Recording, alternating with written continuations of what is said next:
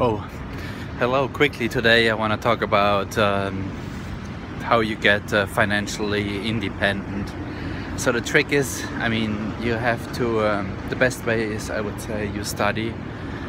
Uh, you go in a field what you like, and you study let's say, for example, IT or whatever you like, and then you. Once you got your first job, you put all your energy in, and you work hard and you give the best you can, and you perform very well in your job, and everything you make, you try to save. You have a high savings rate, extremely high, very aggressive from early on, and you put your money away. You invest it in the stock market long term, because stocks have long term the best performance over decades. You very aggressively do that every month, continuously, permanently, every month, as much as you can. People with a high saving rate, let's say 40, 50, 60%, they can retire early. They can be, in a few decades, they can be financially independent, and it's possible, but it's hard work. It's not easy. A lot of people think, who cares? I don't need it. And when they do that, they will be. What happens then is they will be always pretty poor, because if you have the idea that you don't need to put something away, you are wrong. And if you spend everything, it will be not a nice retirement. Of course, you can enjoy it. And the other way, I think, is very wise to put a lot away. Drive a used car instead of a brand new one.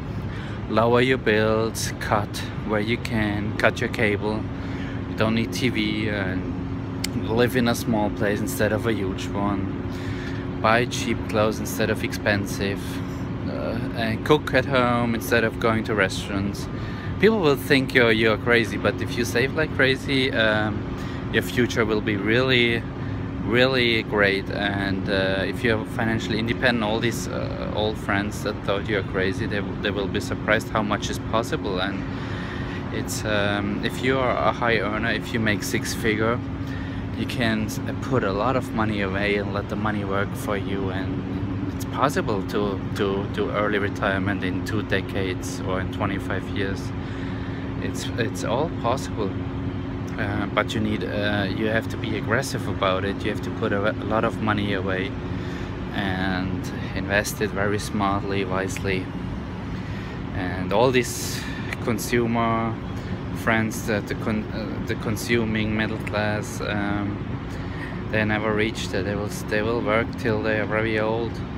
And surprisingly to me, there's a study that it was just published on Bloomberg, that also six-figure earners spend a lot, and very few have more than $1,000 in their checking account, and they just spend it. It's crazy. I don't understand why people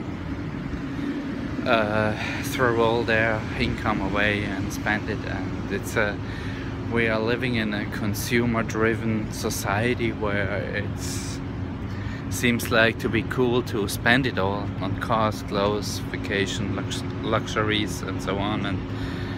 And it's I think it's a bad attitude. It's not thoughtful. It's not wise.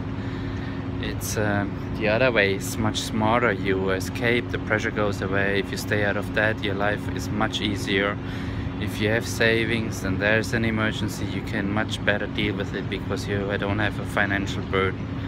If you have cash, if you have an emergency fund, the emergency becomes smaller for you, because you don't have to think about money. And it's just, I don't understand the society today with all their spending and craziness.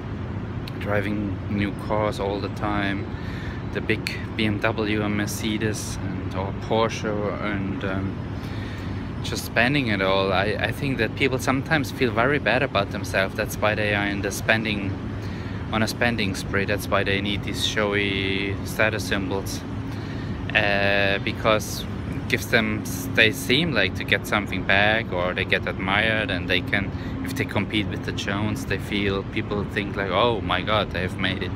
But I think the opposite is the case.